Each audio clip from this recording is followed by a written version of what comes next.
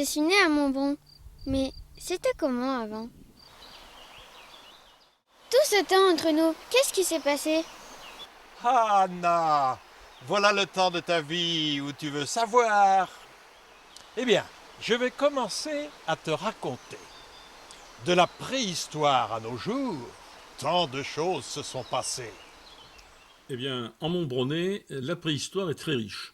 On connaît surtout, dans la région, on connaît surtout la préhistoire du Périgord, mais la Charente est très riche.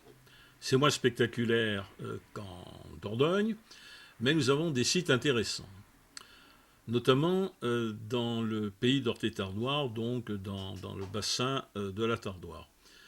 Pour se limiter au Montbronais, nous avons quelques gisements très importants et qui sont internationalement connus dans le monde scientifique.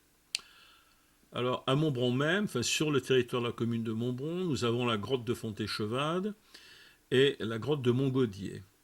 Si l'on s'éloigne de quelques kilomètres, nous allons arriver à la grotte de la Chaise, et si l'on fait encore quelques kilomètres, on va arriver aux environs de Vilhonneur, avec tout l'ensemble de grottes du Placard, les gisements du Bois du Roc, la grotte de la Cave, etc., qui sont également très connus. Alors, tous les gisements que je viens de citer ont été découverts en gros au milieu du XIXe siècle et ont fait l'objet de nombreuses fouilles, puis ils ont été abandonnés, refouillés plus ou moins bien. Et à la fin des années 1960, nous avions la chance d'avoir en France un très grand paléontologiste qui était le professeur Jean Pifteau, originaire de Rouillac, membre puis président de l'Académie des sciences, qui était un très grand paléontologiste humain et qui a souhaité que les principaux sites soient réouverts, si l'on peut dire, que des fouilles soient reprises. Et c'est ainsi donc qu'à la fin des années 60, nous avons recommencé à fouiller Montgaudier, le Placard, la Chaise. Fontéchevade avait été fouillé un petit peu avant. Alors qu'ont donné tous ces sites? La grotte de Fontéchevade a livré une calotte crânienne, donc une portion de crâne humain, qui, à l'époque, nous sommes en 1947, semblait assez curieux. En effet, en 1947, nous ne connaissions que les restes d'hommes de Néandertal et les hommes de Cro-Magnon dans notre région. Et les hommes de Néandertal appartenaient, pensait-on, à la dernière glaciation, c'est-à-dire qu'ils avaient vécu chez nous grossièrement entre moins 80 000 et moins 35 000 ans. Or, les sédiments de la grotte de Fontéchevade montraient une faune très chaude, différente de ce que l'on connaissait dans les autres sites, et on a pensé que le remplissage de cette grotte était beaucoup plus ancien.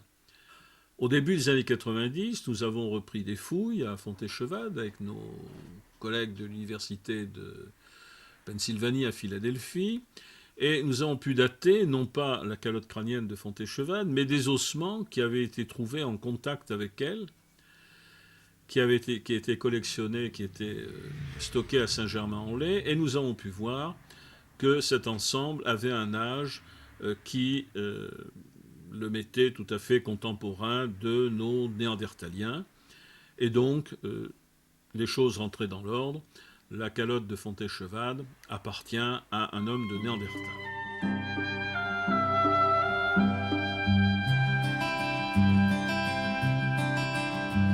Sur cette terre, il faisait bon vieillir.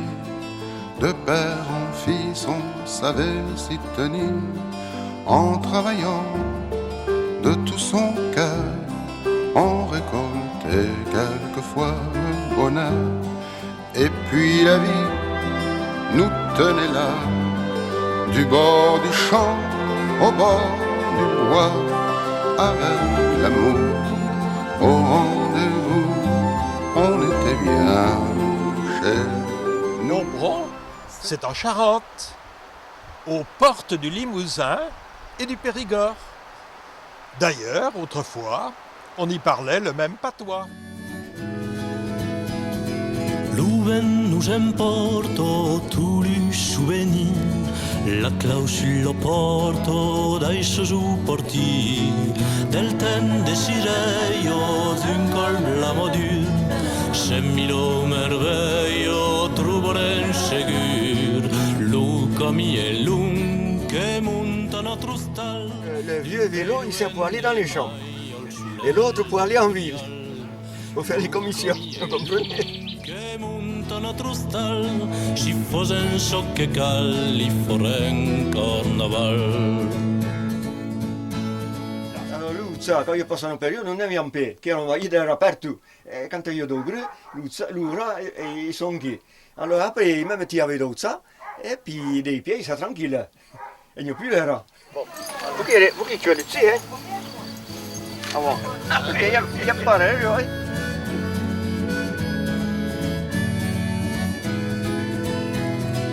Del fund dello Prado al cap del Rondal, al cominato passare Nadal, causire lo ruto che monta al sulel, foren sur devoto.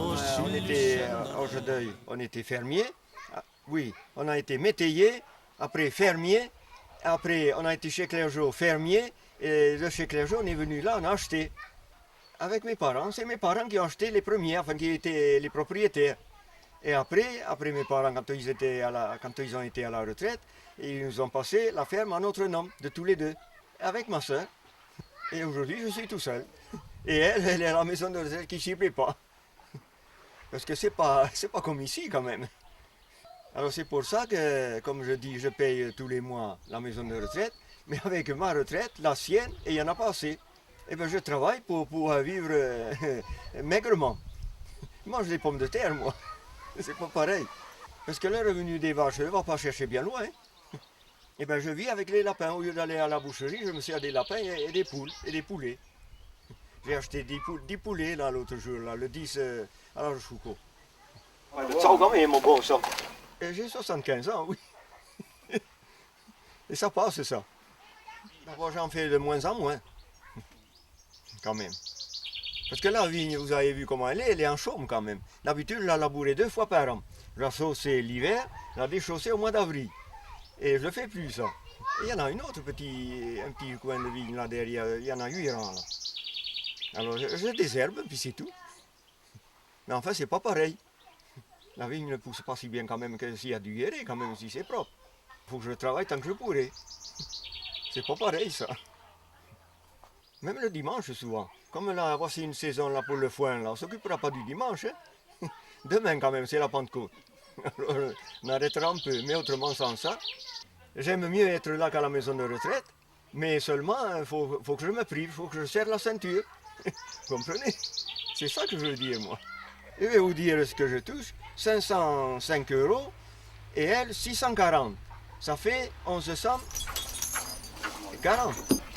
Et pour aller à 1500, 1500, il faut encore 360. Il faut prendre sur les avances, mais les avances, ça ne va pas durer. C'est pas l'égalité, ça.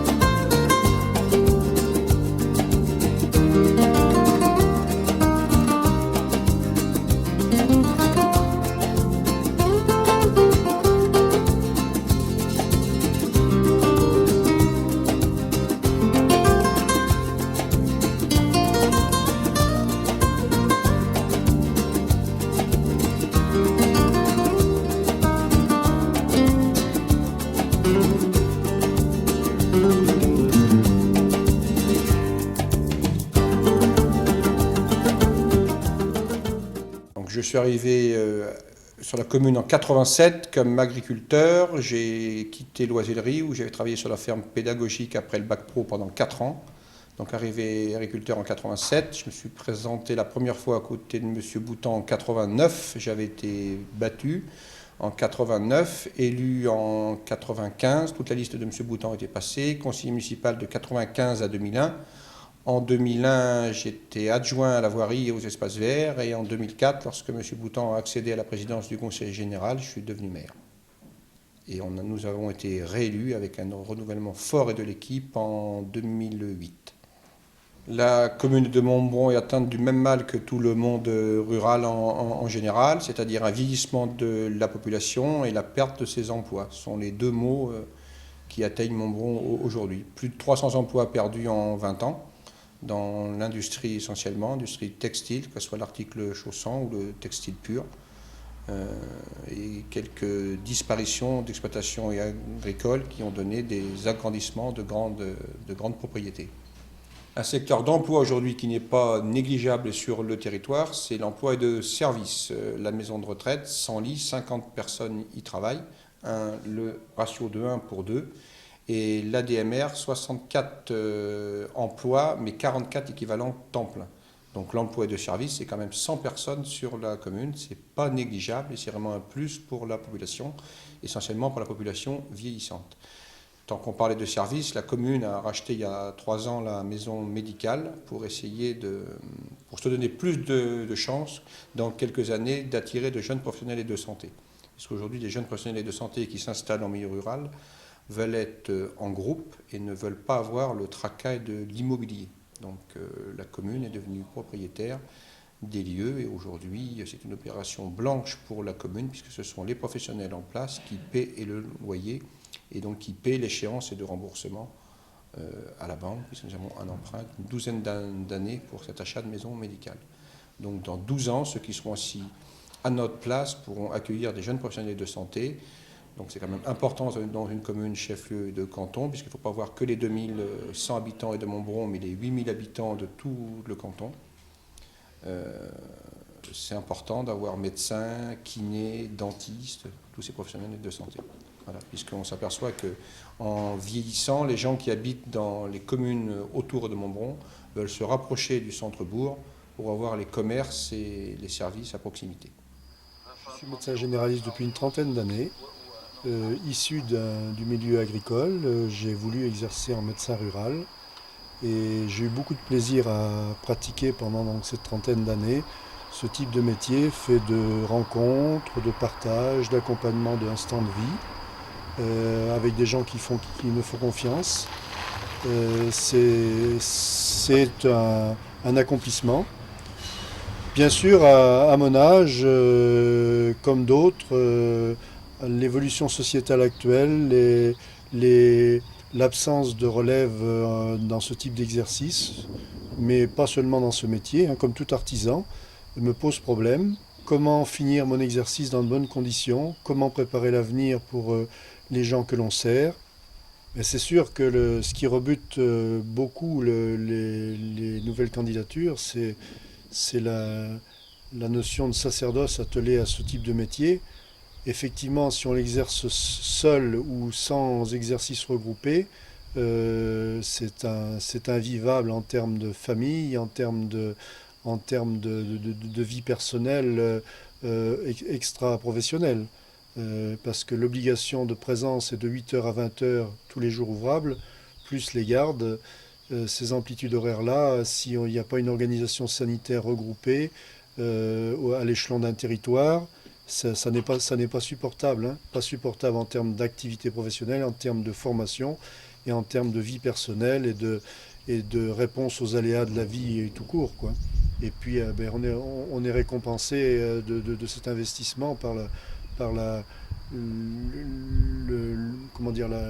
les valeurs humaines qui sont véhiculées dans ce métier, quoi. Bien sûr que au niveau d'une cité comme Montbron, la vie n'est plus aussi soudée qu'avant et chaque artisan, chaque professionnel subit la pression de l'immédiateté, du rendez-vous urgent. Mais globalement, quand on explique aux gens, quand on fait son travail correctement, quand on estime passer du temps à s'occuper d'eux, généralement, on a une reconnaissance en retour. Mais de toute manière, la reconnaissance, c'est pas une fin en soi, hein. On offre un service comme d'autres offrent un service, une prestation, et les gens, on n'a pas à demander aux gens de nous garder une reconnaissance éternelle, ou il faut avoir la bonne distance par rapport au contact avec les gens, hein.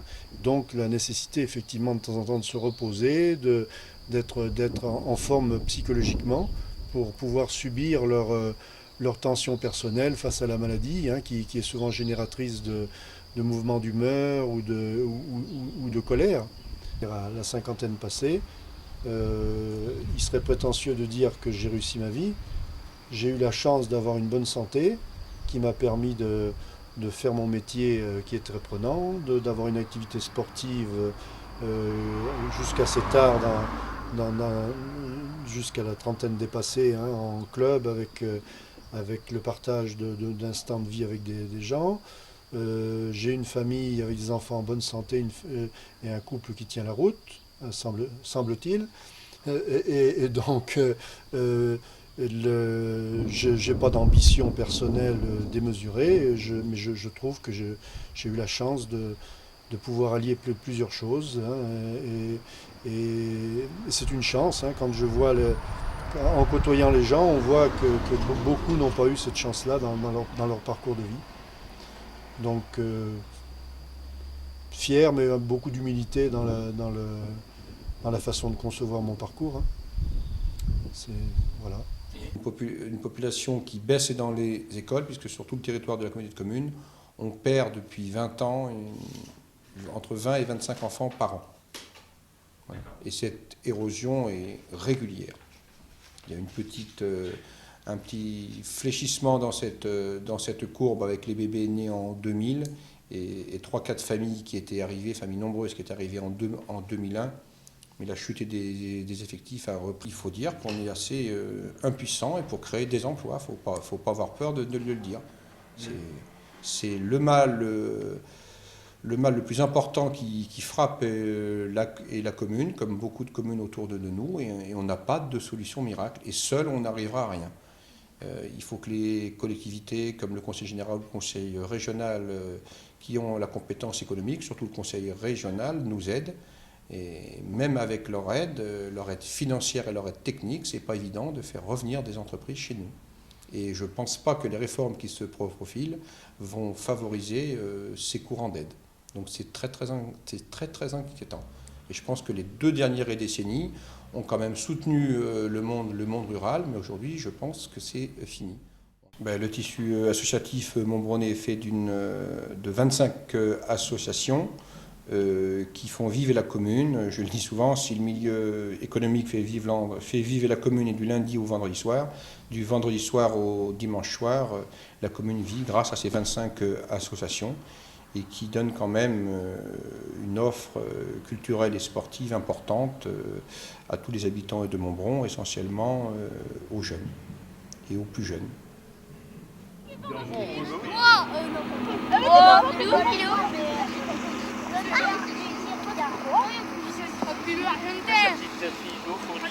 Allez, c'est parti. Allez, c'est parti, hein. Allez, maintenant. Voilà, viens, voilà. Voilà, va chercher. Je viens du Lindois et je viens jouer au foot à Montbron. Je suis avec des copains qui sont dans ma classe et puis que j'aime bien jouer au foot. Ce qui me plaît dans le foot, c'est... comment dire ? C'est de jouer en équipe. Voilà. C'est de jouer en équipe et marquer des buts. J'aime bien faire les matchs, les tournois, les compétitions. J'aime bien gagner. Le commerce local souffre, c'est très difficile pour les commerçants, surtout pour les derniers installés qui n'ont pas de fonds de roulement, qui n'ont pas de trésorerie. C'est quand même un plus pour la population rurale qui ne s'en rend pas toujours compte, ça améliore l'offre, c'est souvent un produit de qualité, pas toujours plus cher, et j'insiste bien, que ce qu'on peut trouver dans les grandes surfaces. C'est un peu une idée préconçue que c'est toujours plus cher chez les commerçants. Mais c'est un vrai problème, la disparition du commerce en milieu rural, parce que, en plus de l'activité économique, je pense qu'il y a un réel lien social. Grand-père, tu m'as dit un jour qu'il y avait plein de boutiques. Eh bien, ma petite Anna, tu vois, on vient de faire ensemble cette rue-là. On a vu des magasins, on a vu des boutiques d'artisans. Eh bien, figure-toi qu'à ce moment-là, toutes les rues étaient pleines de ces magasins-là, avec des commerces, avec des artisans qui travaillaient le cuir, qui travaillaient le bois, qui travaillaient le fer. On m'a même dit qu'il y avait 30 bistrots à Montbron. Parce que vous savez, il y a des choses que je sais, qui sont du vieux Montbron. Mais c'est ma grand-mère qui me l'a dit, moi je n'ai pas vécu. Mon père est mort en 1942. Avant sa mort, voyez-vous, le commerce était beaucoup plus important parce qu'on faisait de la grosse quincaillerie à ce moment-là, des chaudières, des choses comme ça. D'ailleurs, il y a eu la guerre qui a stoppé beaucoup de ces choses-là. Mais quand ces choses lourdes, quand nous avons été toutes les deux, d'abord moi j'étais gamine à ce moment-là, il n'y avait plus de marchandises en 1942. On a vivoté avec le peu qu'on pouvait faire. Et après, quand la guerre a été finie, on a davantage accès, voyez-vous, sur l'article de ménage avec maman, des choses comme ça. Et on a repris la grosse quincaillerie quand Roger a été là, qui pouvait, les cuisinières, les choses, en 51, qui pouvait remuer ces choses-là. C'est pas du tout pareil. Vous aviez, quand mon père est mort en 42, mais il a laissé ses bicyclettes en 38. Mais on était ouverts les dimanches, les soirs, c'était pas du tout la même ville. Non, le commerce n'était pas du tout pareil. Et puis les clients c'était des amis. Il n'y avait pas de grande surface. C'était pas du tout la même chose. On était obligé d'avoir un stock, on n'attendait pas à dire vous voulez une pince ou ceci ou cela, on va vous faire le... On l'avait en magasin. Eh oui. Mais tu sais, est-ce que maintenant c'est du gâteau, mon vieux? Maintenant, tu vas chez un marchand de sanitaire, n'importe. Ils n'ont rien, ils te présentent le catalogue, mais ils n'ont rien du tout comme stock ni rien. Rien du tout, alors que nous, on avait toujours 14 ou 15 cuisinières en stock pour faire choisir, tu vois, et tout. Il y en avait de l'autre côté. Voilà. Tandis que maintenant, c'est du gâteau à côté, c'est du gâteau. Oh, oh, oh. Les clients qui ont été avec mon père sont venus avec moi. Mon père, c'était François, vous voyez, des choses comme ça. On avait... Et quand il leur conseillait quelque chose, ils achetaient, ils suivaient ses conseils. C'est plus du tout le même esprit. On était peut-être... C'est plus le même esprit. On était toujours là pour eux. Celui qui... Il faut, quand c'était la saison des faux chez les hommes, des choses comme ça, ils ont répété un boulon, vous savez, le soir, à 8h30, 9h, eh ben on venait le chercher. Et il a fallu que je tombe. Je me suis gratté le poignet, le pied, que je ne pouvais vraiment plus le faire pour que je m'arrête, parce qu'on a quand même diminué dans les derniers temps, on avait supprimé des choses lourdes pour se diriger davantage vers de la fantaisie, vous voyez, les étains, les choses comme ça, mais moi, le commerce, c'était ma vie. Mon père est mort en 71, alors ça fait quand même presque 40 ans, quoi. Et à 85 ans, il était encore sur le fourbi, hein. Pas 84 ans. 84. Ma mère est morte après. tu vois. Quand la guerre de 14, il avait son magasin et tout. Ah, il y avait tout. Épicerie, mercerie, bonnetterie, tout. Il faisait même la campagne, il a débuté avec un cheval pour faire la campagne. J'ai attaqué en 40 chez nous là-bas avec lui, juste après l'armistice, quoi, après la guerre. Attaqué en 40, tu vois, et on a pris la retraite en 2000. Alors ça fait que j'étais 60 ans sur le billard, tu vois. Je me rappelle la lyre Montbronnaise, c'était la lyre Montbronnaise, fut ainsi baptisée. Elle a, ne vous déplaise, une bonne renommée. Elle a pour petite flûte le fils du charcutier. Et là, pour grosse caisse, le pauvre chabrier. Ils énumèrent toute la machine.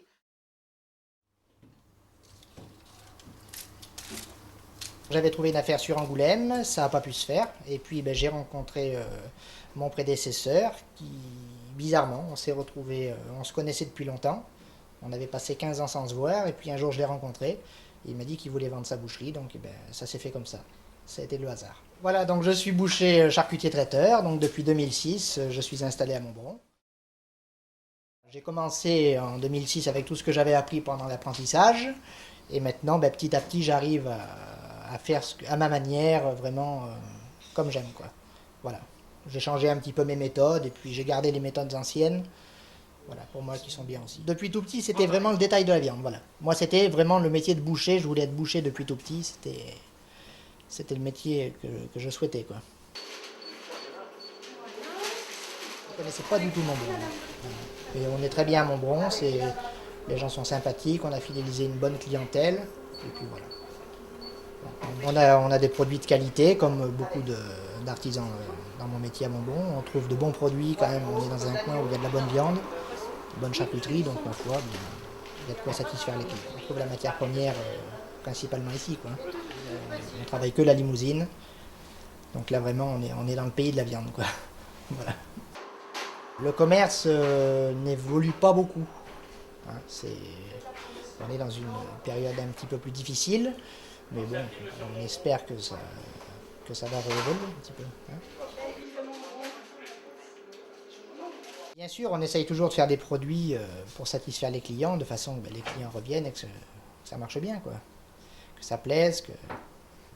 Le grillon charentais, c'est de la viande de porc, hein, gras et maigre de porc, qui est cuit dans la graisse. Et après qu'on assaisonne, donc ça cuit quand même pendant 5 à 6 heures, 6-7 heures, on peut le faire cuire assez longtemps. Et on assaisonne après sel, poivre, épices. Voilà. On retire la graisse et c'est la spécialité, le grillon charentais, avec quelques petits morceaux de porc apparents qu'on écrase un petit peu moins, quoi. Voilà. On consomme le grillon charentais, c'est une tradition avec le brin d'aillé, quoi, qui se fête à Montbron spécialement. Là, on fête le brin d'aillé le 1er mai, quoi. Voilà.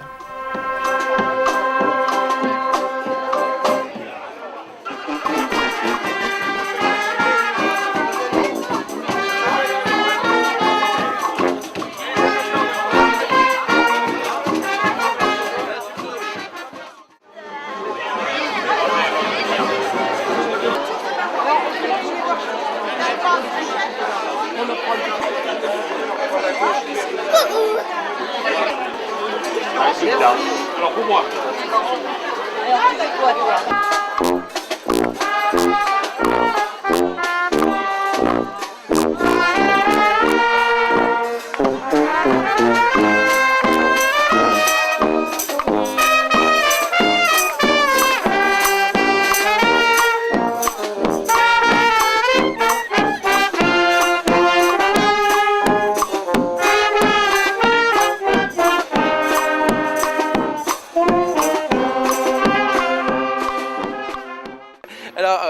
Par contre, on a des gens qui ont été expatriés, des émigrés, hein, vraiment de Montbron. Émilie Binchet, alors que bon, son père a tout fait pour qu'elle reste au pays, elle est quand même partie. Non, je suis partie. Mais pourquoi est-ce que tu reviens à Montbron? Parce que ça me fait du bien quand je reviens, c'est important. Non, ça ressource, c'est vrai. Non, c'est l'ambiance, c'est Jacques, c'est Annie, c'est mon père, c'est la maison, la campagne, les vraies valeurs aussi. Bah voilà, On est en train de faire un film. Non, mais c'est ça. Non, mais ça fait du bien, c'est les racines, quoi. C'est les racines. Il est content quand même. Il découvre avec plaisir cette qualité de vie, non? Ah bah je la connais sous d'autres formes, mais bon, il faut aussi... donc ça c'est un appel par exemple à la Charente que je fais. Moi je suis pas parisien dans le sud d'Île-de-France. Ce genre d'ambiance existe chez nous. Mais il faut gratter, il faut aller chercher, mais ça existe aussi. Moi ce qui me manque le plus c'est la convivialité et le pâté. Et le pâté, mais le pinot. Oh. Non, mais il y a une convivialité, il y a une qualité de relation humaine qui me manque, moi, vachement. Et c'est pour ça que j'ai du plaisir à revenir là, vraiment. Je suis installé à mon compte en 88, en octobre 88. J'ai pris la suite de mon père, qui lui avait pris la suite de son père, c'est-à-dire qu'on est plusieurs générations. Moi, j'étais à l'école jusqu'en 3e, je ne voyais pas d'autre solution que de faire le métier de mon père. Et donc je suis rentré en apprentissage chez mon père pendant 3 ans. Et puis après, je suis parti sur le Tour de France chez les Compagnons. J'ai voyagé 8 ans. Dans ces 8 années, j'ai fait une année d'armée dans la musique, parce que je suis musicien. Et puis ensuite, j'ai terminé par un stage de technicien maîtreur à Colmar, en Alsace. Et puis mon père étant gravement malade, eh bien, il fallait que je fasse un choix. Et puis je suis revenu, j'ai repris l'entreprise. Et puis voilà. Et comme mon père a toujours eu du goût et avait le sens de la fabrication, j'ai un petit peu copié sur lui, évidemment. Hein. On a tous eu une éducation. Puis à travers les Compagnons également, j'ai appris tellement de choses que j'ai peaufiné mon métier, que je l'ai perfectionné, quoi, parce que le Tour de France, ça sert à ça. Voilà, donc j'arrive à avoir des chantiers très intéressants, comme celui où nous sommes aujourd'hui. Et donc,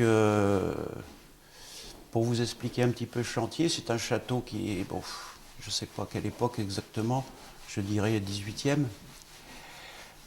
Et donc, nous avons fait un plafond entre la structure de la charpente qu'on ne voit plus, c'est-à-dire les pannes et les chevrons. Il y a une isolation en chanvre et nous par-dessous on est venu clouer comme une espèce de plancher, des lames qui sont irrégulières, qui sont brutes, avec un sillage spécial parce qu'il y a plusieurs sortes de sillage. Donc ça c'est scié à la ruban, c'est-à-dire que c'est pas avec la circulaire, parce que les bois du Nord, on peut avoir les deux sortes. Et puis derrière moi, vous voyez les châssis que l'on a fait, qui font tout le tour, qui sont en chêne, avec des targettes un peu anciennes, quoi. Parce que tout est important, surtout que mon client, il est assez pointu, il aime bien les belles choses, et donc il faut toujours faire très attention à ça quand on travaille dans un château, c'est sûr. Je suis parti chez les Compagnons parce que j'ai fait la connaissance d'un compagnon charpentier, meilleur ouvrier de France, Claude Mérier, engouement à l'Ami des Arts. C'est un homme qui était extraordinaire, qui travaillait dans les monuments historiques, il a fait un tas de clochers en Charente. Et c'était un homme extraordinaire, quoi. Et quand on voit des hommes comme ça, on se dit, bon, ça, on a envie d'y ressembler. Hein, on a envie de faire pareil. C'est extraordinaire. Et bon, je suis parti. Et puis, il y a un moment que je voulais faire ça. Et puis, mon père était également très d'accord. C'est ce qu'il voulait, d'ailleurs. Parce que mon père, il a fallu qu'il se défende quand j'étais en 3e. Quand il faut faire les orientations, parce que j'étais... Comment dirais-je, j'étais trop intelligent pour devenir un manuel. Ce qui est toujours le cas à l'éducation nationale, malheureusement. Ou alors pas assez bête, l'un ou l'autre. Mais toujours utile que mon père a réussi à les convaincre. Et je suis parti en apprentissage et j'ai fait mon tour de France chez les Compagnons. Et puis j'ai appris J'ai appris à vivre aussi, parce que le Tour de France, c'est pas simplement le travail, c'est aussi un esprit. Et ça, c'est très important. Et donc tout ça m'a permis de progresser, et puis voilà. Et puis aujourd'hui, je suis revenu, puis je reste une petite entreprise parce que j'ai pas envie d'être grand, quoi. Je me trouve très bien comme ça, parce que quand on travaille sur un chantier comme ça, il y a toujours un tas de détails à voir et ça prend du temps. Et donc c'est un petit peu la perfection. Et puis il y a des gens qui souhaitent effectivement dans leur travail avoir quelque chose de soigné, qui souhaitent avoir un interlocuteur, pas un pavillonneur, quoi. Donc quand j'étais sur mon Tour de France, j'ai réalisé 2 clochers. Et en fait, nous étions dans une entreprise où il y avait des compagnons, que des itinérants. Et c'est nous qui avons la responsabilité de ces clochers. On les a réalisés.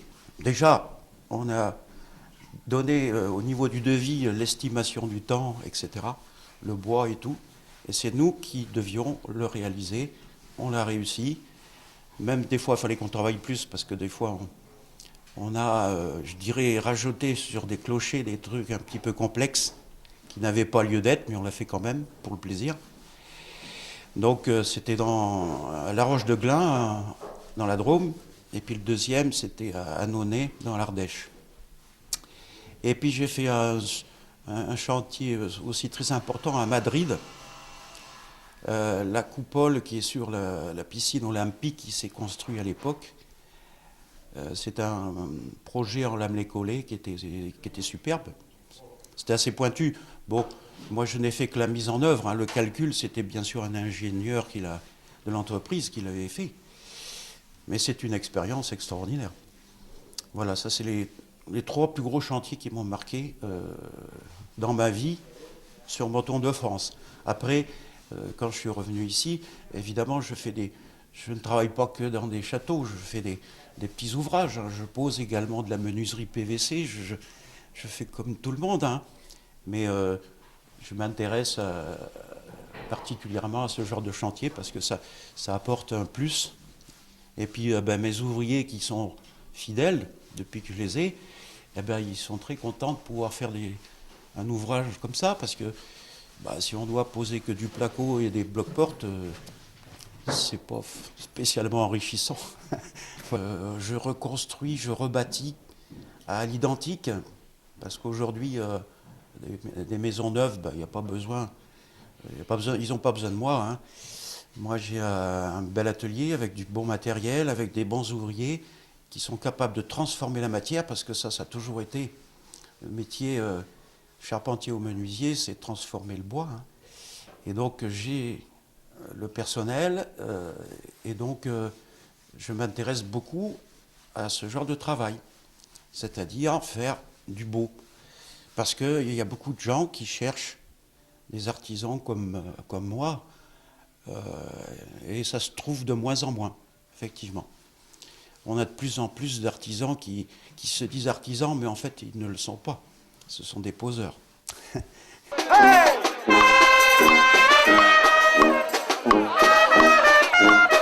Alors, effectivement, j'ai une passion, c'est la musique. En fait, j'ai hérité de mes 2 grands-pères. J'avais un grand-père charpentier, puis un autre grand-père musicien. Donc, c'est Gaston qui m'a appris la clarinette. Et puis, j'ai toujours joué. Je suis parti sur mon Tour de France. Là, j'ai un peu moins joué. Donc, quand je suis revenu, j'ai toujours participé à la lyre montbronnaise. Et puis j'ai également été à l'origine de la création de la Banda en 1993. Je m'y suis consacré beaucoup et ma foi c'était une réussite parce que c'est une autre façon de faire de la musique, c'est une musique festive, alors que l'harmonie c'est quelque chose de beaucoup plus pointu. Et donc j'ai participé à tout ça et puis aujourd'hui j'en suis fier. Je pense avoir accompli, comme tous ceux qui travaillent dans le monde associatif, je pense avoir accompli ce que je devais faire. Maintenant, j'aurais pu en faire plus, mais bon. Mais je fais toujours partie des compagnons, hein. Je vais régulièrement aux réunions à Limoges, hein, parce que je fais partie de Limoges. J'y vais, pas toujours, mais tous les mois, il y a des réunions, et puis il y a des travaux compagnonniers, comme on dit, il y a des initiations, etc. Donc voilà, tout ça, c'est le monde associatif dans lequel j'ai participé.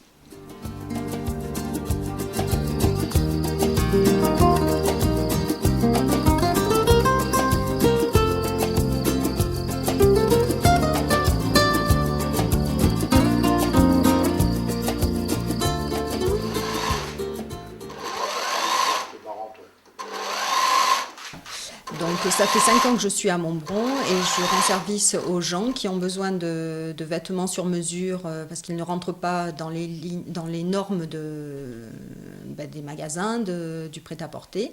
Et voilà, les gens apprécient de pouvoir se faire des vêtements sur mesure, de m'amener des tissus, de m'amener des vêtements aussi qu'ils achètent dans le commerce et ils me les font retoucher. Et certaines personnes ne peuvent pas se déplacer, donc ils apprécient d'avoir une couturière sur place. C'est vrai que Montbron bouge, j'ai beaucoup de clients sur Montbron et sur la périphérie aussi. Donc je pense que voilà, les gens apprécient de pouvoir avoir le service sur Montbron. Donc, les gens apprécient de pouvoir choisir des tissus, de pouvoir choisir des modèles. Après, on l'adapte en fonction des personnes. Je leur propose des modèles et on crée après en fonction on rajoute, on peut rajouter des détails, on peut modifier. Quand on part d'un modèle bien précis, on peut modifier. Je l'adapte, à la personne en fonction de ses goûts, en fonction de sa morphologie, en fonction de la mode, de plein de choses. Voilà. Donc, par exemple, j'ai créé un chemisier à une cliente qui est venue me demander de lui faire un chemisier habillé dans un satin, oui, c'est ça, de polyester. Donc, je lui ai proposé un tissu. Et après, on a regardé des modèles et avec plusieurs modèles, je lui ai fait un croquis qui représentait une ébauche du chemisier. Donc, je lui ai commandé le tissu, je lui ai fait un premier essayage et donc je lui ai fait les retouches et elle est revenue. Et voilà le chemisier définitif. Donc, je lui ai fait un petit volant qui est surfilé avec un petit rouleté. Il est pincé, il y a un boutonnage avec des boutons dorés et noirs assortis au tissu. Le haut, il y a un petit empiècement qui est froncé et un volant après qui vient retomber sur l'épaule avec le même surfil que le bas du chemisier.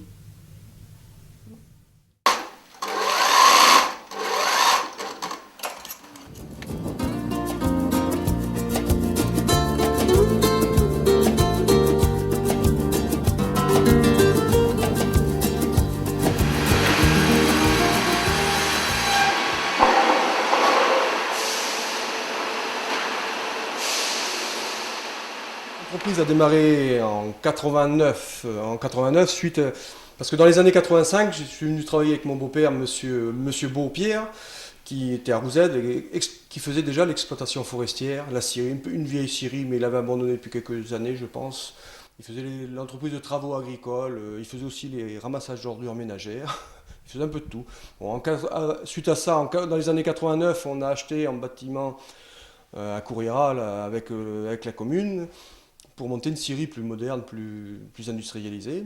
Et bon, de fil en aiguille, du sciage industriel, bois à palette, bois de charpente, bois d'artisanat, construction et divers, fabrique de piquets de vigne, clôture. Et dans les années 98, on a adhéré au programme Bois Énergie, on va dire. On s'est lancé dans la production de plaquettes forestières. Ce qui allait très bien avec notre profession, parce qu'on avait des bois issus d'exploitation après la fabrique de piquets et le sciage qui n'avaient pas de débouché. Dans un premier temps, tous ces bois étaient destinés au chauffage. Et là, de plus en plus, maintenant, on exploite des bois qui n'avaient pas d'utilité, ni papetière, ni autre. Et ça leur a trouvé un débouché pour une énergie locale. Voilà, à l'heure actuelle, on a une bonne trentaine de collectivités qui s'approvisionnent, une 15 à 20 particuliers aussi. Bon, c'est un niveau intéressant de clientèle. Pour les clients, c'est un niveau budget qui est intéressant, qui revient au moins à moitié prix que le fuel. C'est surtout une énergie locale qui donne du travail aux alentours. Bon, les bois ne viennent dans un rayon d'action une centaine de kilomètres, pas plus. Hein. On ne cherche pas à faire des kilomètres, à brûler du carburant pour aller chercher du bois.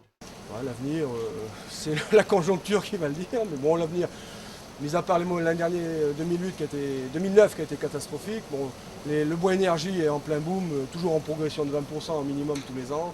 Bon, le sillage, des hauts et des bas, c'est l'industrie. C'est quoi ce grand bâtiment? Mais ma petite, c'était la plus grande entreprise du coin. Jusqu'à 450 ouvriers, pendant des décennies. Ben, l'usine brique comptait énormément. Parce qu'à ce moment-là, on était, je ne sais pas, à ce moment-là, était-on dans les 350, nous sommes arrivés dans les 400, plus de 400 même, par la suite. Alors, ben c'était toute notre vie, nous, là. C'était notre vie, là. Et ça marchait très bien. Jusqu'à une époque, bien sûr, comme les autres usines, quoi. C'était assez calme, en 1936, on n'était pas très nombreuses au bureau. Et alors la guerre est arrivée. Et les bureaux de Paris, le directeur, M. Ballas, avait dit on va partir à Montbron, parce que là, à Paris, c'est très dangereux. Tout le monde veut partir à Montbron. Il était descendu avec le matériel, les employés, absolument tout, le meuble, tout. Et alors, quand il est arrivé, il nous a regardé toutes dans les bureaux, il a dit « je veux la petite là ». Et je suis montée avec lui. Je suis montée à Paris. Et alors là, j'ai travaillé, on travaillait 3 dimanches sur 4. Et on travaillait pour les aciéries, les poudreries, les fonderies, les hauts fourneaux. Et on était ce qu'on appelait usine biétribe, c'est-à-dire usine de guerre. Et alors en 1940, ils ont eu besoin de régleurs, d'ajusteurs, et ils ont fait appel à Sillac, où mon mari est venu avec un autre qui n'a pas voulu rester. Et eux, ils étaient rentrés ici provisoirement, parce que c'était la guerre, et on avait besoin. Et ils pensaient, M. Ballas, qu'on n'aurait plus besoin dans quelques mois, que la guerre allait se terminer, quoi. Et mon mari a été embauché, et il y est resté tout le temps. Alors, une fois que la guerre a été finie, enfin finie, non, c'était pas fini, parce que en fait, elle a fini en 1945. Mais M. Ballas est reparti à Paris avec tout son matériel. Il y était parti avant pour voir ce qui s'y passait, parce qu'on n'avait pas de nouvelles. On avait quelqu'un au bureau de Paris tout seul.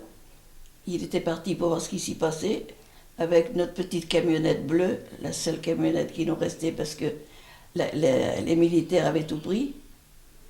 Il était parti, on était restés 2 mois sans nouvelles.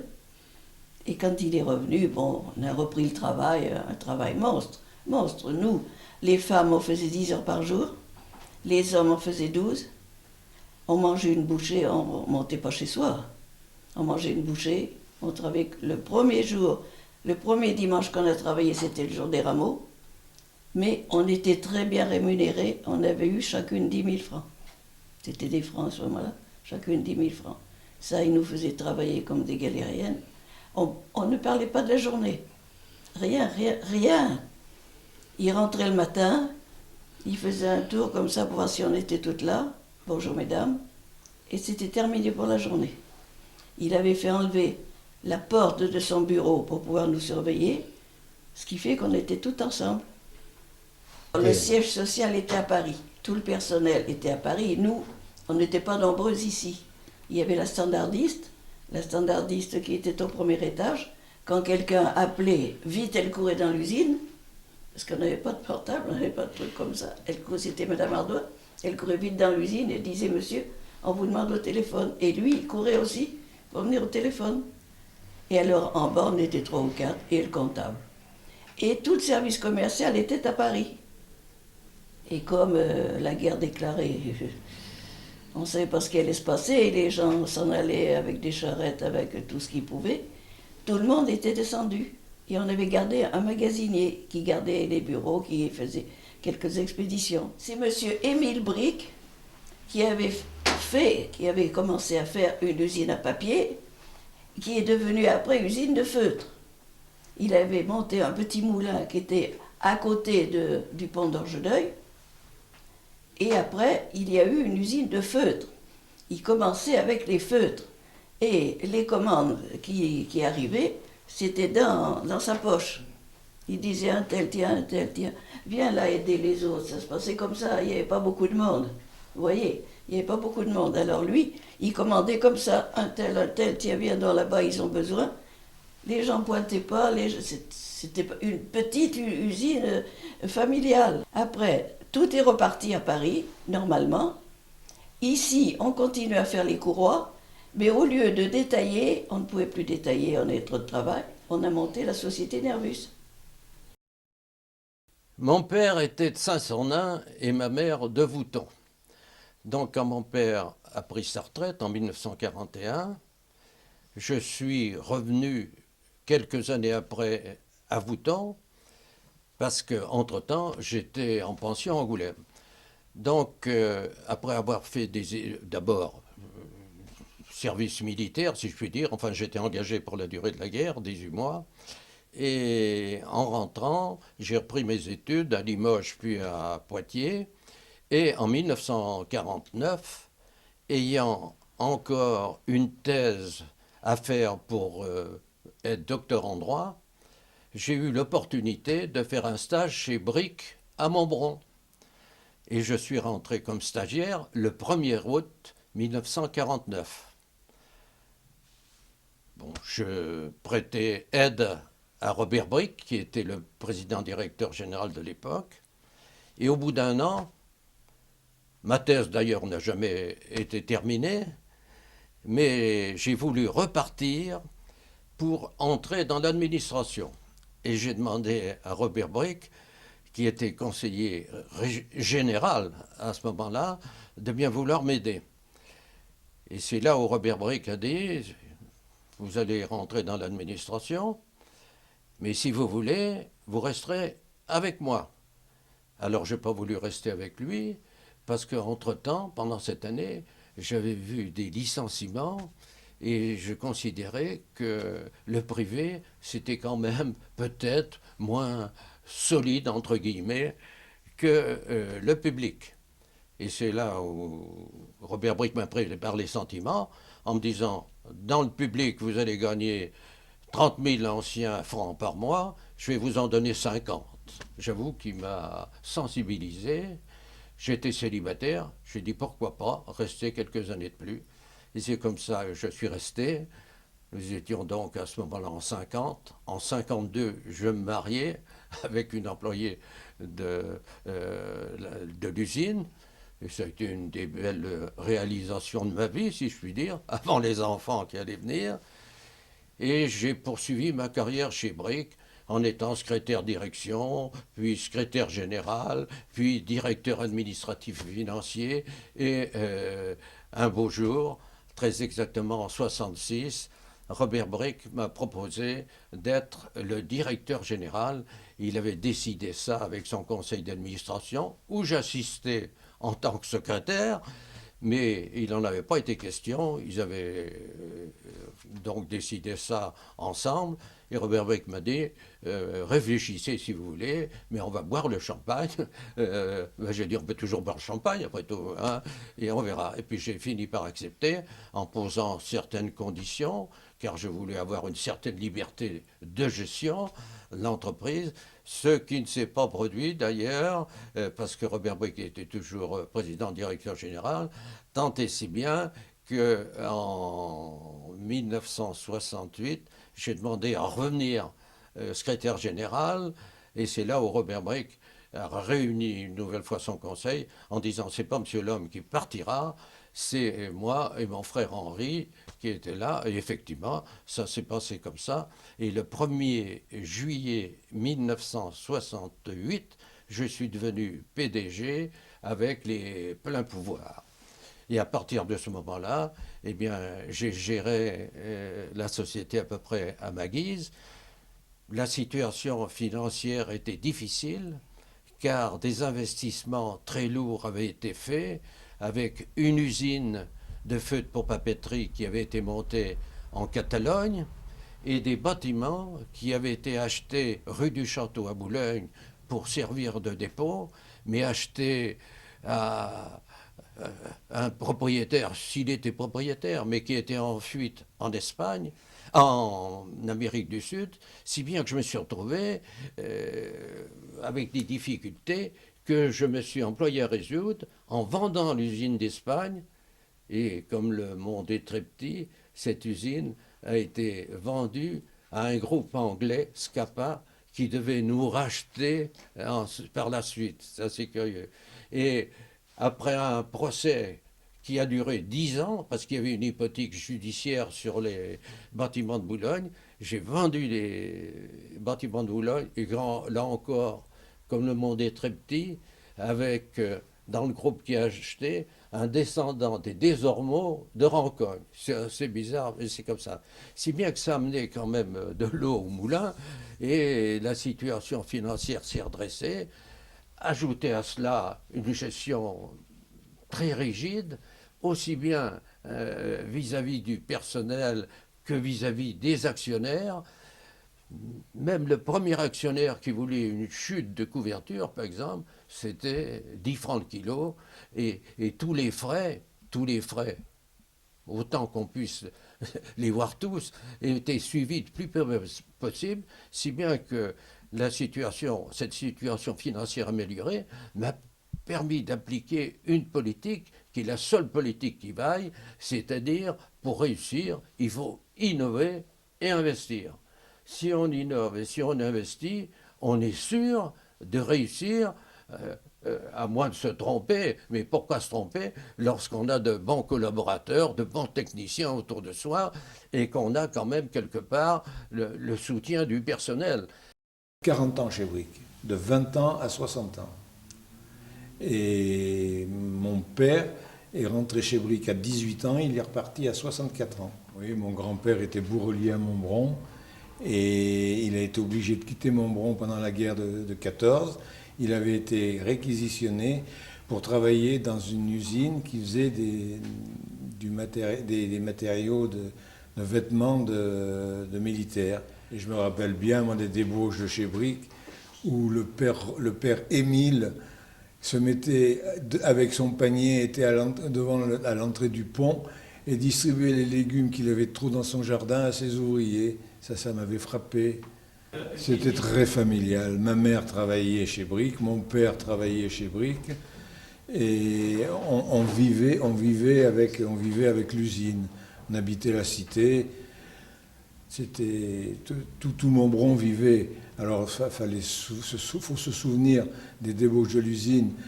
Tout le monde à pied débauchait entre midi et 2 heures, montait déjeuner à Montbron. C'était noir de monde et on redescendait pareil. On redescendait tous, top. Brick a apporté la vie à Montbron et Montbron est en train de mourir malheureusement avec le départ de Brick et ce qu'il en reste. Voilà, c'est ça le problème. Parce que tout s'ensuit, Brick tenait les artisans tenaient les commerçants, et tout s'enchaînait. Maintenant, la coupure est faite, le lien n'existe plus. Ce qui fait qu'autrefois, les ouvriers allaient chez l'épicier du coin. Maintenant, on va dans les grandes surfaces. Ça ne suffit pas, même on va à Angoulême. Les voitures ont tué aussi les petits villages. Il y avait une vie qui était... Et on la vivait, cette vie. On en faisait partie. Là, elle nous dépasse. J'avais qu'une idée en tête, moi, c'est faire marcher l'entreprise au muet. Je pense que j'y ai réussi. Jusqu'au jour où, le 21 novembre 1983, au cours d'un conseil d'administration que je présidais, conseil d'administration où il y avait 3 représentants de la famille Brick et un représentant de la Société de développement régional de Bordeaux, la Société Expanso, et moi-même, j'ai été, sur la demande d'un des représentants de la famille Brick, mis en minorité. La confiance ne m'a pas été renouvelée, donc je n'étais plus président du jour au lendemain. Et à ce moment-là, la famille, qui en était à la 5e génération, a décidé de vendre l'entreprise. Et ils ont trouvé un premier acquéreur qui était un groupe alsacien, un fabricant de flûtes pour papeterie d'Alsace. Bon, ils ont fait affaire, ils ont convenu. Et il y avait une option d'achat qui a été donnée à ce groupe alsacien jusqu'au 15 mai 1984. Et le 15 mai 1984, les Alsaciens n'ont pas pu réunir les capitaux pour acheter. À ce moment-là, la vente redevenait sur le marché en tant que tel. Et les Anglais, le groupe Scapa, qui était déjà propriétaire de l'usine Trio-Gauvin à Nersac, là-bas, s'est porté acquéreur et a dit « Vous avez vendu aux Français quel prix? Tant, on ne discute pas. Mais on met une condition sine qua non, c'est que M. Lhomme redevienne PDG pendant 3 ans. » Jusqu'au jour où ils ont décidé de vendre, 10 ou 11 ans après. Entre-temps, ils avaient vendu les couvertures, parce que ce qui les intéressait chez Brix, c'était tout ce qui était technique. Donc, ils ont décidé de revendre toute cette partie technique à un nouveau groupe que vous connaissez, puisque c'est le groupe Voith Fabrique.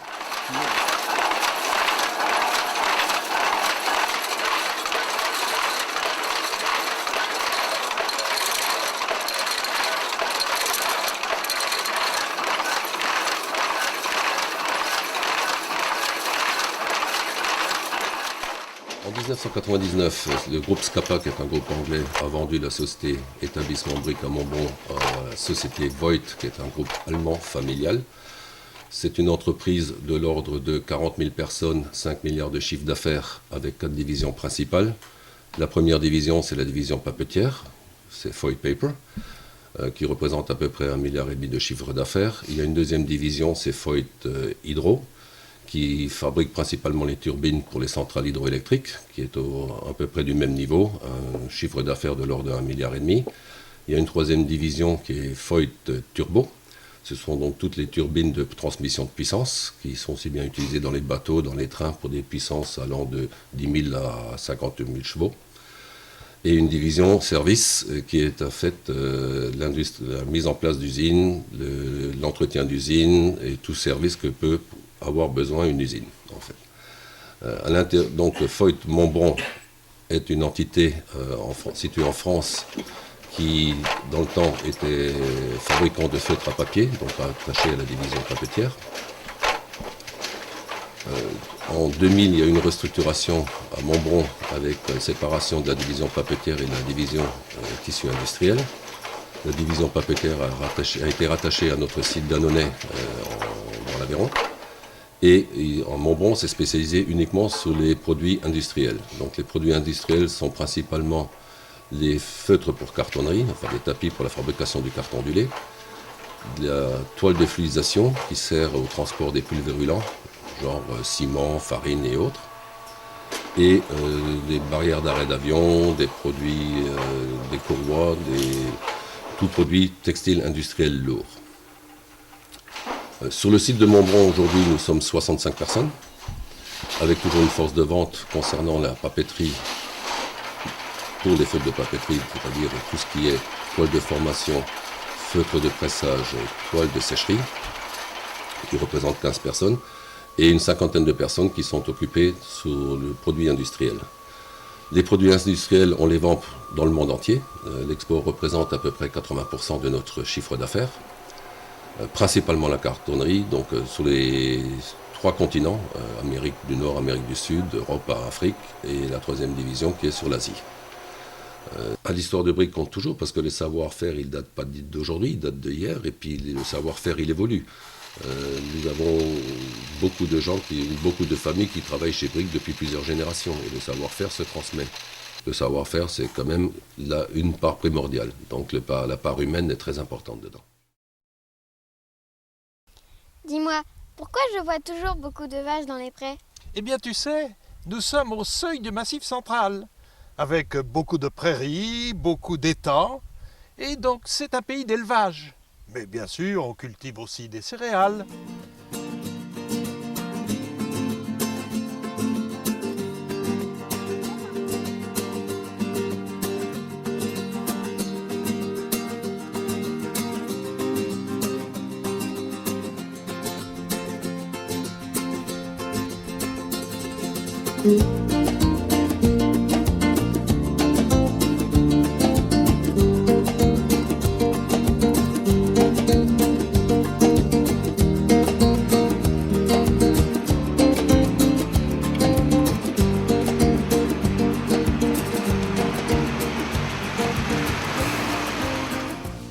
Ben, à 12 ans, mon père ayant attrapé la poliomyélite, bon, il avait pris un ouvrier, mais l'ouvrier, ne sachant pas conduire de tracteur, c'est moi qui ai commencé à labourer à partir d'abord avec des chevaux.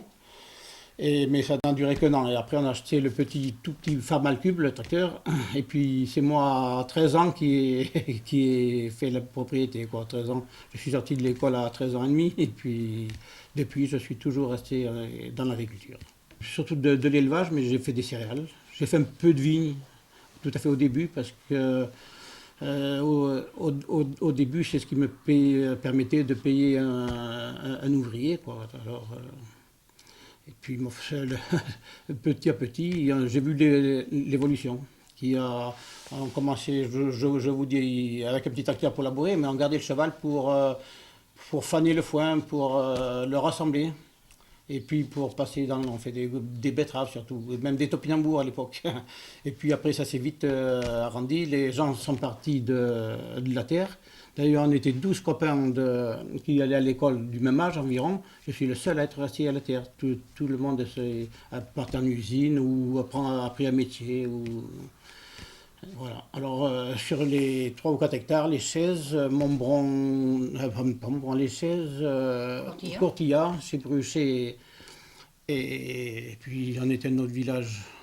Environ ces 4 villages, on était assez pour la batteuse. Et puis, malheureusement, je vous dis, quand j'ai eu 16 ans, tout le monde partait. Et puis, on s'est retrouvé à 2 à porter les sacs. À 16 ans, ça m'a dévié la colonne vertébrale parce que je portais trop lourd. Alors, la moissonneuse, où on a connu le vrai changement, c'est quand la moissonneuse batteuse est arrivée vers 17 ans, 18 ans. Alors ici, d'abord, c'était pas très intéressant non plus, parce qu'il fallait monter sur la batteuse, tenir les sacs comme ça, remuer, des fois le sac s'est échappé. Et puis ça a été assez vite, après il y a eu les bennes, et puis il y a eu les remorques, alors là ça a été un changement radical. Ça fait comme pour le foin, au début on le rentrait en vrac, mais les botteleuses ont arrivé, là c'était le rêve après. Mais enfin bon, moi je voulais faire agriculteur depuis étant tout petit. Bon, j'ai peut-être pas mieux fait qu'un autre, mais enfin bon, j'ai fait ce que j'ai pu. Et puis ici, là, il a fallu que je fasse un infarctus à l'âge de 52 ans. Et là, il a fallu que je ralentisse. Alors j'ai commencé à faire mes bêtises, tranquillement. On n'est pas de la nouvelle génération, mais on est disons, pas de l'ancienne non plus. Il y a eu un milieu là où on s'est trouvé. Et bon, on aime toutes sortes d'associations. On va aussi bien au théâtre qu'on fait un côté, quand on va à Saint-Sornin. On va au bal, danser, on va quand il y a des manifestations à Chabreau, on aime bien tout ça, c'est-à-dire qu'on bouge beaucoup. On bouge pas les mains. Oui. Alors, on passe notre vie comme ça, et puis bon, je prends 15 jours par an pour faire une ou deux de mes bêtises, quoi. Alors, quand l'idée me vient en tête, je m'y mets, puis je fais.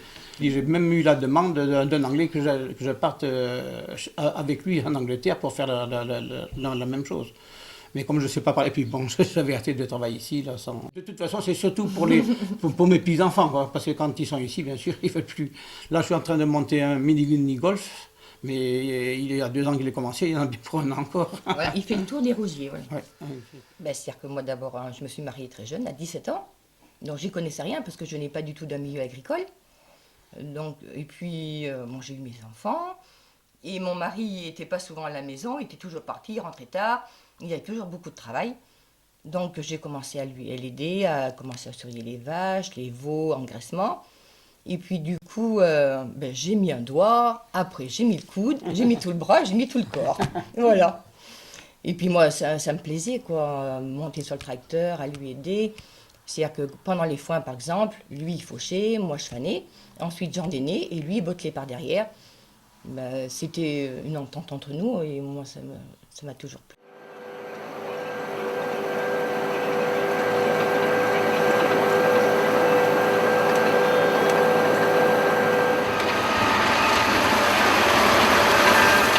J'ai choisi ce métier déjà, j'ai toujours baigné là-dedans depuis que je suis tout petit. Quand mes parents habitaient sur Marsac, juste au-dessus, là, il y avait une ferme juste à côté, j'étais toujours fourré dedans, je l'ai m'occuper des vaches, comme on dit.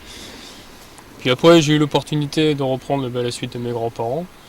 Donc au départ, j'étais pas trop intéressé, j'aimais la nature, tout ça, le contact avec la nature, les animaux, tout ça. Je voulais être garde forestier, mais vu le niveau d'études qu'il fallait avoir, pour moi c'était un peu... Puis mes grands-parents m'ont proposé de reprendre leur affaire, leur exploitation.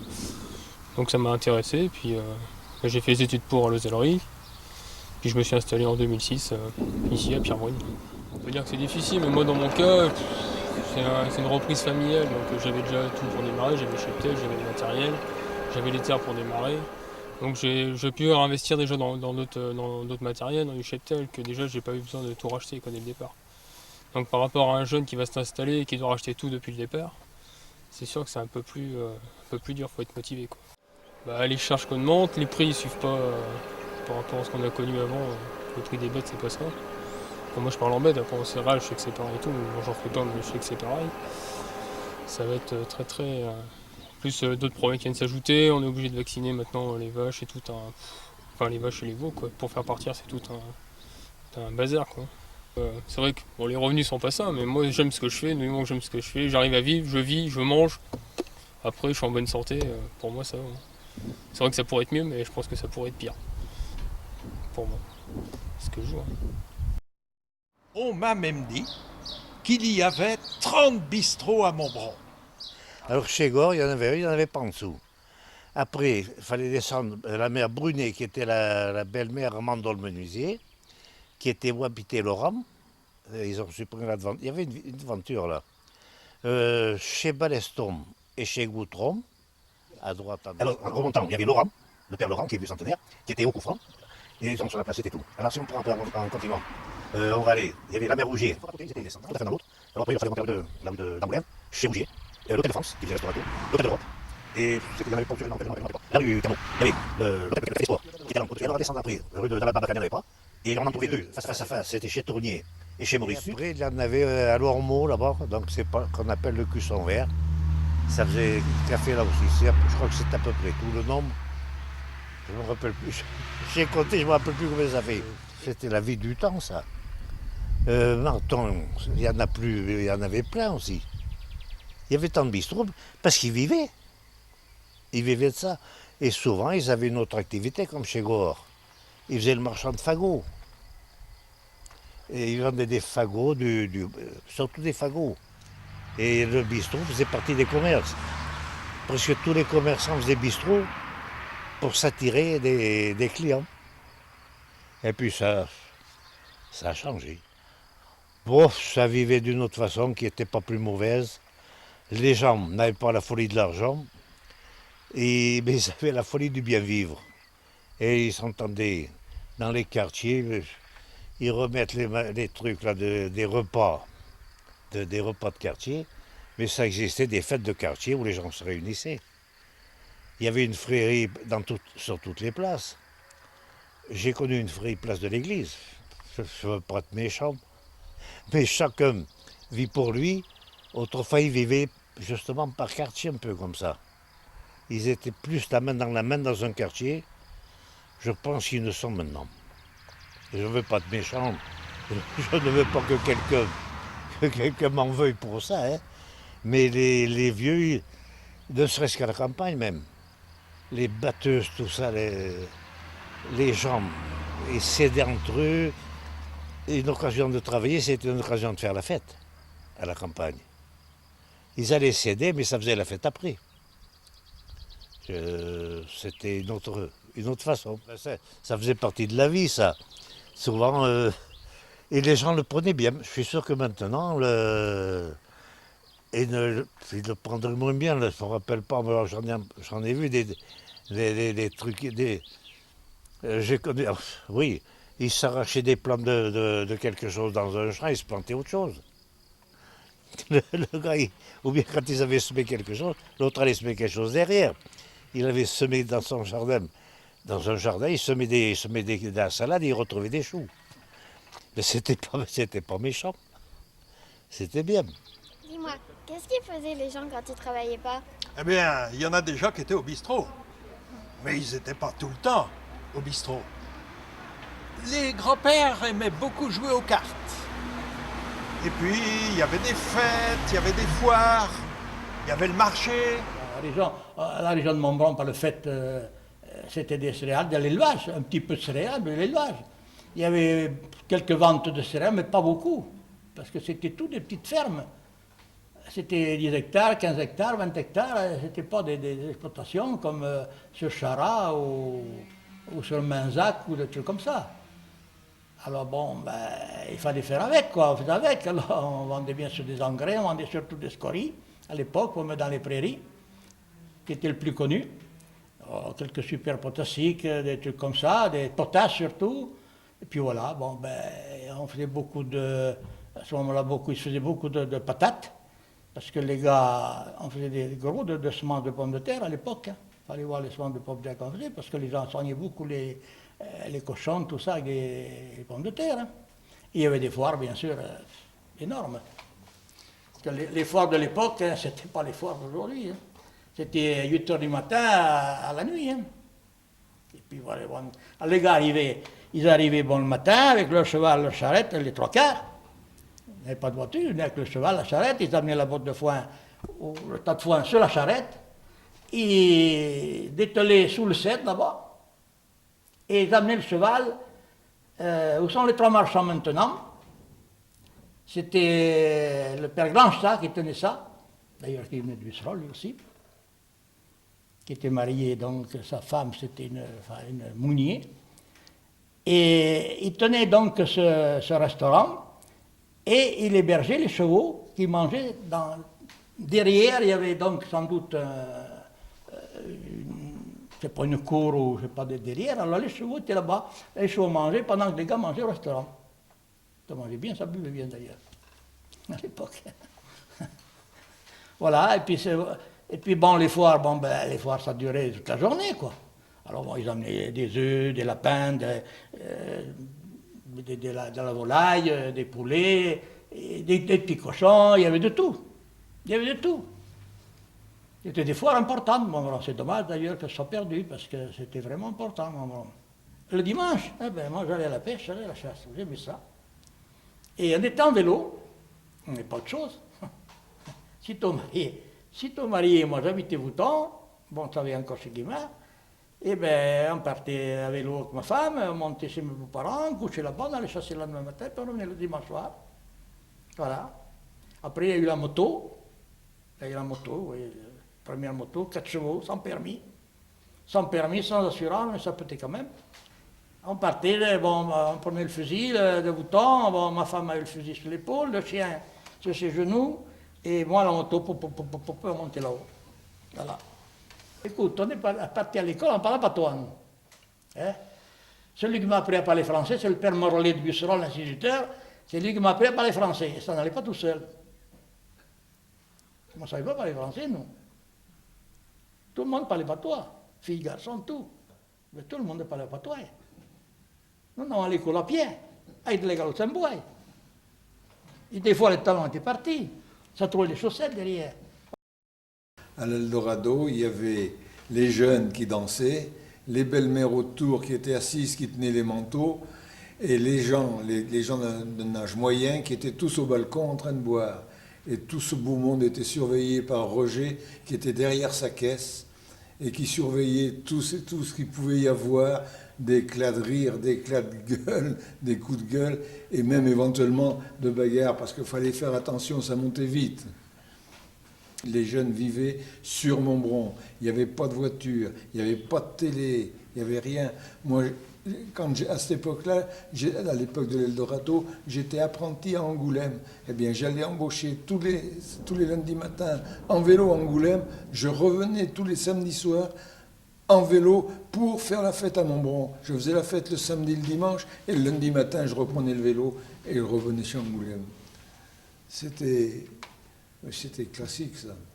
Là-haut, on avait bureau de tabac, buvette, régie. On avait la régie pour faire les acquis pour que les gens menaient leur vin. Ils se récoltaient beaucoup de vin là-bas sur ces coteaux, un vin qui était très très bon. Hein. Eh bien, je passais souvent des dimanches après-midi, moi, à faire des acquis pour que les gens amènent leur vin pour qu'ils soient en règle, voyez-vous.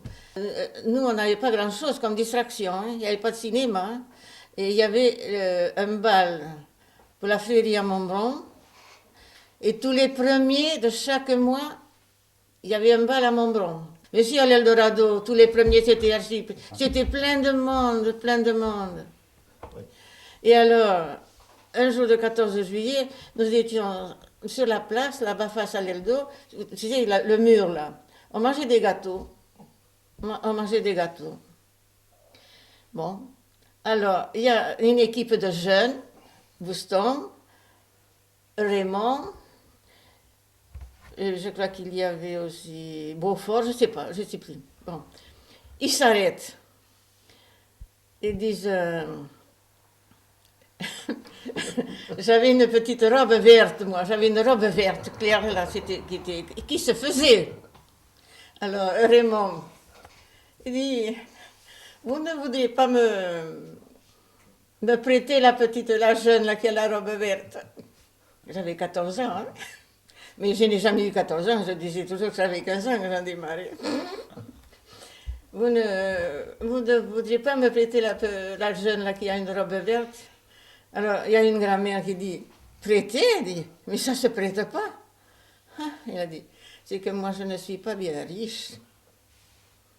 Eh bien, il a dit, si vous n'avez pas de riche, il ne faut pas acheter.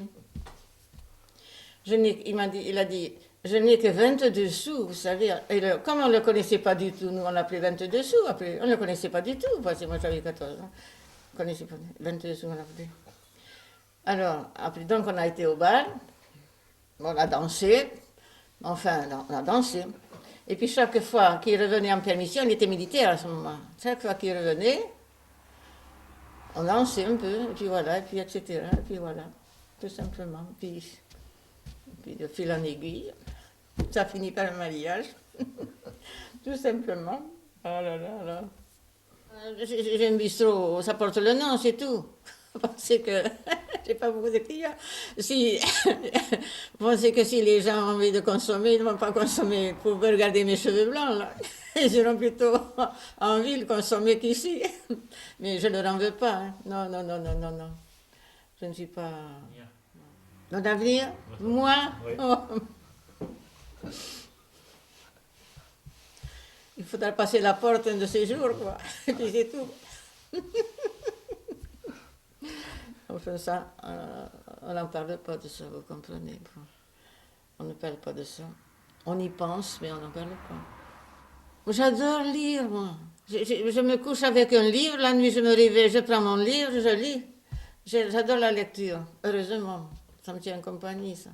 Je viens d'en finir un, là, et ça m'a presque fait pleurer, alors je n'aime pas bien ça. Il était bien triste, ce livre. Bon, pas difficile, j'ai la bibliothèque à Montbron. J'ai des livres. Voilà.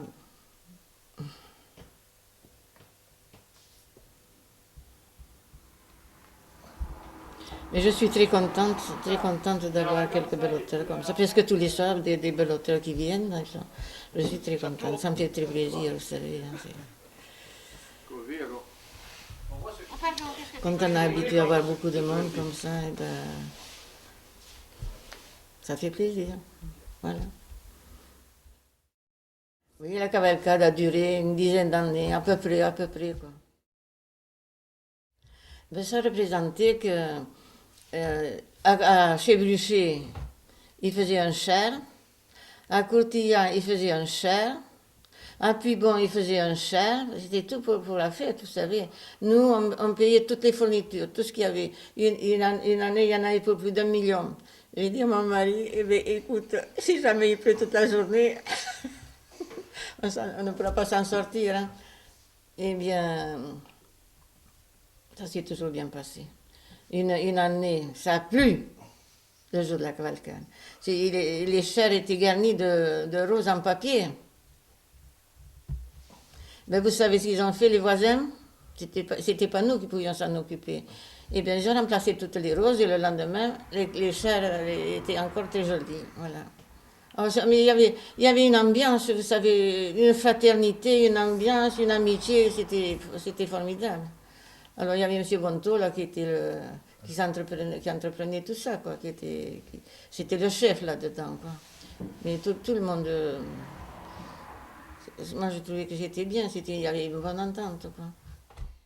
Je suis arrivé en France pour un match de rugby qui était à Béziers en 2002. Et en revenant, j'ai des amis qui habitent à Angoulême et je suis arrêté à Angoulême pour passer quelques jours avec eux. Et les jours est passé, le billet c'était fini. Et finalement, j'ai décidé peut-être je vais rester en France un petit peu. Et j'ai passé du temps avec mes amis, et j'ai cherché quelque chose à faire. Et j'ai trouvé un peu de boulot dans le Kennedy à Angoulême. Et en faisant ça, j'ai dit peut-être c'est une bonne idée d'ouvrir un bar. Et j'ai cherché partout pour un bar. Et un jour, en cherchant une maison, je suis passé à Montbron. Et la maison que j'ai vue, c'était un peu trop grande. Mais c'était sur la place de Tilleul et j'ai vu que le bar de Tilleul de l'époque c'était fermé, mais c'était à vendre. Et ça j'ai fait l'ouverture le 15 mai 2003 et je suis toujours là. Chantal, ma femme, elle fait des cours de français pour les étrangers et c'est comme ça, c'est devenu vraiment un lieu de rencontre ici. Et les deux côtés, je crois, les étrangers et les Français, ils apprécient le contact. Et je suis certain, en fait, qu'ils apprécient le contact. Et c'est aussi c'est une entente cordiale, vraiment, entre les communautés. Et on prend la connaissance de nous, les étrangers, de votre culture. Et c'est important qu'on respecte la culture des Français. On est en France quand même. L'association de jumelage à Montbron, Askeaton, c'est un petit village presque la même taille que Montbron en Irlande, un petit peu plus petit en fait, un peu plus petit qu'ici. Mais mon objectif par rapport à ça, c'était ma mère en fait qui a créé l'école, le collège à Askeaton, et j'ai voulu qu'il y ait un échange entre les deux collèges. Mais pour faire ça, c'était nécessaire de créer l'association de jumelage. Et heureusement, ici, les Français, ils ont tout de suite adapté cette idée. Et ils ont été très, ils ont soutenu l'idée. Ils ont investi beaucoup de temps. Et finalement, on a visité Askeaton, les gens d'Askeaton sont venus ici, et le jumelage, en fait, c'est fait. Mais on attend toujours à avoir l'échange entre les deux collèges. C'est pas si simple parce que c'est des enfants, c'est des adultes, il faut avoir un encadrement et tout. Mais ça, c'est en train. Et ça commence à prendre sa forme comme il faut. C'est un beau pays, il y a beaucoup de gens qui le visitent. Et oui, ma petite, nous avons un riche patrimoine. Un riche patrimoine, ma petite, ça veut dire que nos paysages sont magnifiques et nous avons aussi, par exemple, les moulins avec les rivières. Et donc, autrefois, les moulins tournaient toute l'année pour faire la farine, par exemple. Donc, le tourisme s'est développé à Montbron et dans sa région, comme je crois dans tous les espaces ruraux, dans toute la campagne en France, à partir des années 60. D'ailleurs, l'office de tourisme à Montbron est né en 1963. Et il s'est développé ensuite grâce à l'implantation d'un village de vacances hollandais à Écura, le village du Chat, grâce au camping du Chambon à Émoutier, et aussi, un peu plus tard, grâce à l'installation de nombreux étrangers, notamment anglais, qui ont racheté des vieilles maisons qui étaient abandonnées par leurs propriétaires, qui les ont rénovées, qui ont transformé ça en gîte ou en chambre d'hôte. Et donc aujourd'hui, ce sont les trois principaux piliers du tourisme ici. Alors qu'est-ce que viennent chercher les étrangers et les visiteurs français ici? C'est ce qu'on voit autour de nous, c'est-à-dire des paysages verdoyants, des paysages vallonnés, des paysages charmants, des activités de nature. Ici, il y a beaucoup de canoë-kayak, par exemple, l'été. Il y a des milliers de descentes de la Tardoire en canoë qui sont faites. Ils viennent aussi voir le patrimoine. Ici, on est au Moulin de Menet qui a été racheté par la communauté de communes, rénové et qui est visité tous les étés, qui est visitable tous les étés par les touristes. Qu'est-ce qu'ils viennent voir aussi? C'est toute la randonnée, par exemple. On a 300 km de chemins de randonnée qui sont balisés. Donc ce qui fait que ça fait un tourisme familial, tranquille, de nature. Les gens viennent retrouver un peu de qualité de vie, celle qu'ils n'ont pas dans leur ville quotidiennement, quoi. Donc il y a deux activités un petit peu différentes sur le secteur de Montbron, une activité à la fois sportive et puis une activité touristique. Fort développement, et il y a beaucoup de demandes sur le secteur. Donc une rivière qui est aménagée de glissières, donc les gens ils peuvent descendre le profit de la Tardoire sans avoir à débarquer, en passant les glissières à bateau, en se laissant porter par l'eau, en découvrant les différents paysages qui peuvent les moulins, les châteaux, les monuments qui peuvent avoir en bordure de berge de la Tardoire.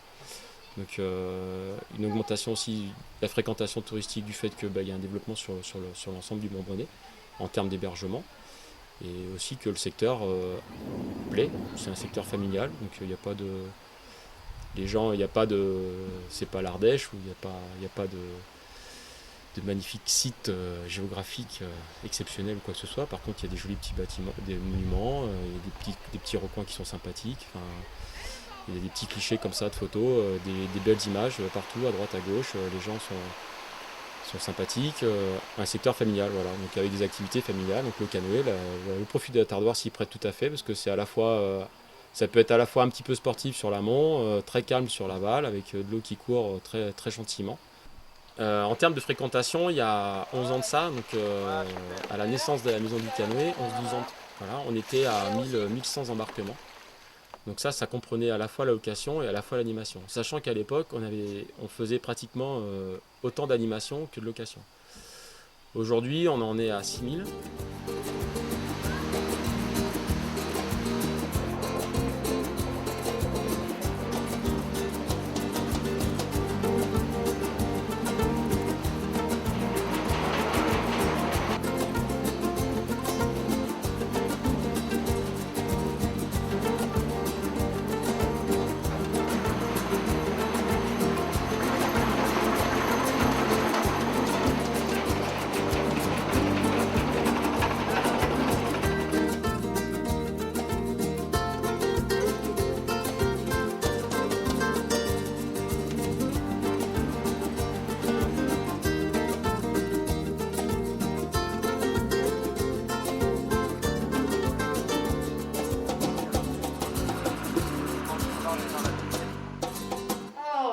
La mère Laplace ici, il y avait Madame Partonneau ici, moi j'étais là, la mère Lavoie ici, je me rappelle des places. Et bien il y avait Madame Lavergne qui est morte, qui habitait là-bas, vers la gendarmerie là-bas. Et bien il y avait Madame...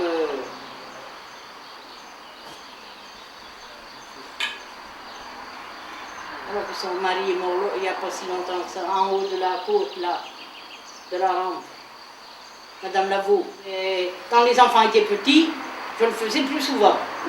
Parce que à cette époque-là, il n'y avait pas de couches comme maintenant. Alors, il fallait y venir plus souvent, là.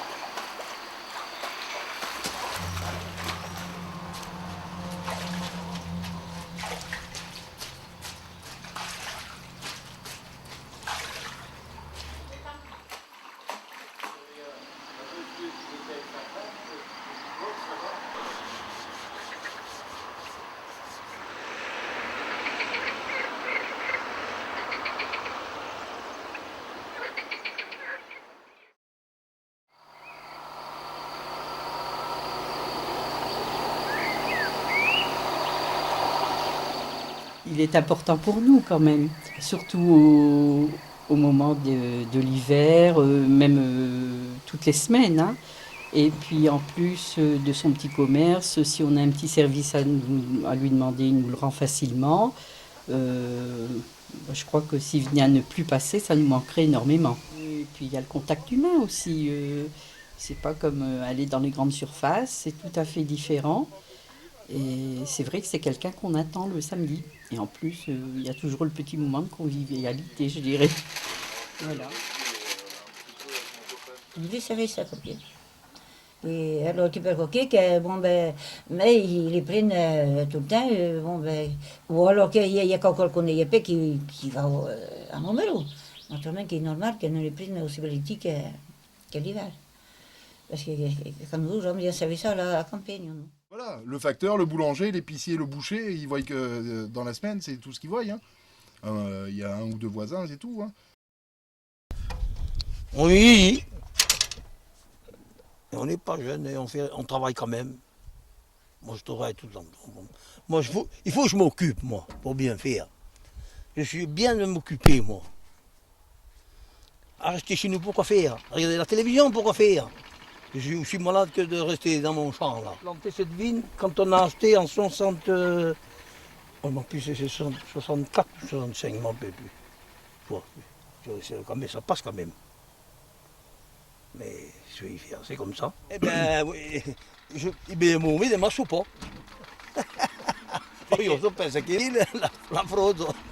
Mais maintenant, il y a des... Là, lui, il était bon quand même. Hein. Il est bon, parce que... Il est bon encore, mais j'en ai plus beaucoup quand même. Mais enfin, il y a encore 2 barriques, comme suffit. Dis-moi, je ne sais pas chez nous, vous le goûterez. Et tu t'arrêtes, tu me dis, enfin, tu t'en veux dire, ma femme t'en tirera. On sait que moi, j'adorais la chasse. C'est les armes qui m'ont amené ça. Alors, sur cette cheminée-là, il y avait un fusil qui est apparemment daté de Napoléon Ier. Alors, moi, j'ai commencé à collectionner les fusils. Et puis, ce fusil, quand les Allemands sont venus, parce que pendant la guerre, on vendait des fusils, il fallait apporter les fusils à la mairie. Ce fusil était resté sur la cheminée. Alors, quand les Allemands sont montés là, ma mère l'a vu, elle l'a balancé dans les ronces. Et puis, moi, après, j'avais récupéré ce fusil. Alors, on ne savait pas ce que c'était ce fusil. Et puis, il y avait un gars, un chiffonnier qui était à Montembeuf, le rouge, il était connu. Alors, il y a un gars qui travaille à l'usine, et je lui dis, tu ne saurais pas si il avait une colle de fusil. J'avais récupéré le canon. Je trouve une colle de fusil qui ne s'adaptait pas trop bien. Et puis, quand je suis allé chez Rougier, que j'ai vu tout le bardac qu'il y avait, j'ai dit, ça m'intéresse. Et puis, j'ai continué comme ça. Je suis parti de là. Hein. Voilà, là, c'est l'emblème des compagnons. Alors, l'équerre à l'envers, le compas et la bise aiguë. Alors, la bise aiguë, avant l'équerre, être d'équerre, les compagnons, ils étaient... Alors, la bise aiguë, elle servait à retailler, à creuser les mortaises une fois, et à nettoyer les mortaises, et à tailler les chevilles des charpentes, parce que les vieilles charpentes étaient chevillées.